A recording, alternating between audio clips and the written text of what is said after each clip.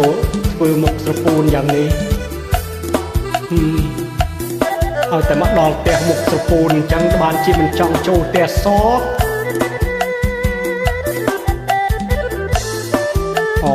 ថ្ងៃនេះពាក់អាវក្រហមទៀតស្បន់ស្បាយនឹងអូនសច្ចាថាមិនកិច្ចកាយបងបានស្បន់ស្បាយហើយអូនអូមួយជីវិតថាស្រឡាញ់ណាស់ដល់ចាំក៏មិនបែកចិត្តដល់បានណែបនិតអ្នកបងអើយបងចោលអូមិនមែនទេស្រីរាល់ថ្ងៃបងខំធ្វើការមានលេខរហូតតើមានពេលឯណារាំងសាថ្នាក់នោមស្រីស្ងួនបងមិនចោលទីណែអើយខំថែទាំខ្លួនពេលយប់ដេកពួនមុំអើយមុំយល់សពបានល្អស្បត់ណាស់ប៉ែមណាស់ប៉ែមតាំងពីកំឡុងនេះហើយប្តីខ្ញុំហ្នឹងហើយស្លៀកពាក់មកស្រីមុំទៅផ្សារថ្មីទៅដេញខ្សែកយកទៅឲ្យទុនចិត្តនឹកស្មានថាអូនត្រេកអូហូបងសូមអង្វរណាអូនអើយឈប់ផោទៀតហើ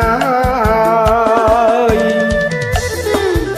លេងជឿឲ្យសម្ដីប្រុសស្បត់នោះអូកាលពីនៅកំឡោះកំមុំនឹង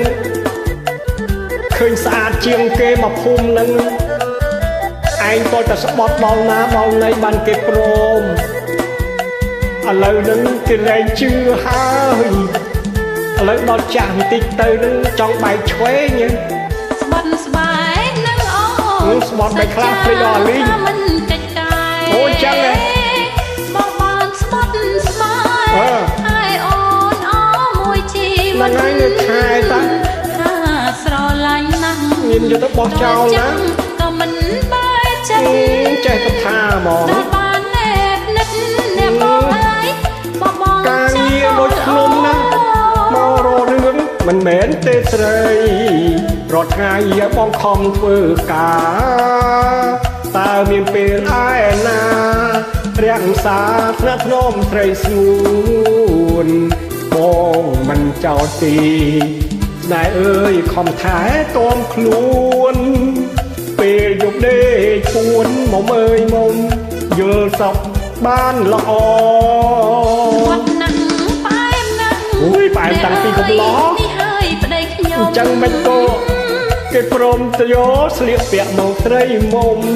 ទៅផ្សារថ្មីទិញខ្សែកយកទៅឲ្យទុនចិត្តអត់ទុនចិត្តទៀតស្មានថាអូនត្រេកអូអត់អលីងបងសូមអង្វរណាយអូនឈប់ផោទៀតហើយឈប់ផោហ្នឹងហើយមកទៅទិញខ្សែកដាក់លុយទៅផងណាណេះជូនទៅទេ